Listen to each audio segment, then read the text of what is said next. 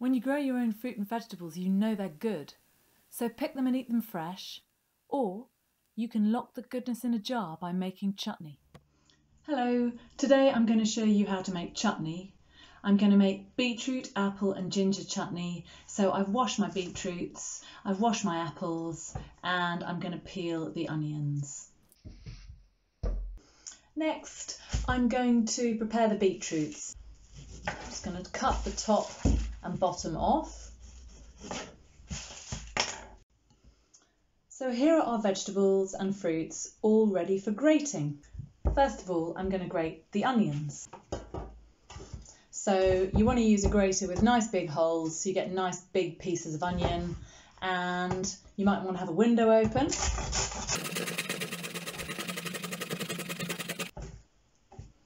Next, I'm going to grate the apples. I'm just going to grate down one side, then I'm going to turn it around, grate down another side, then I'm going to turn it around till I'm left with a core which I can throw away. So now I'm going to grate the beetroots. They're very similar to the onions. They just don't smell like the onions, which is great. I'm doing them last because they make everything pink.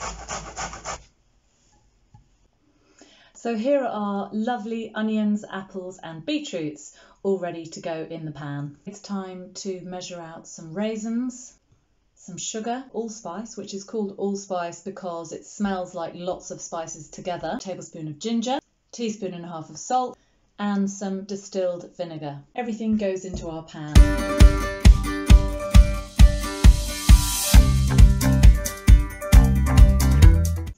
And now it's time to go and cook it. So we started cooking our chutney at a medium temperature until the sugar had dissolved. Now we've turned it up so it can boil away some of this liquid, and we'll end up with a nice jammy texture. While it's cooking, you can wash some jam jars in hot soapy water, and don't forget to design some labels. So you can see when you draw a spoon across the bottom of the pan that it leaves a trail, so there's hardly any liquid left. So that means our chutney is ready to put in jars. This is a jam funnel. It's very useful for filling up jars with hot chutney or jam.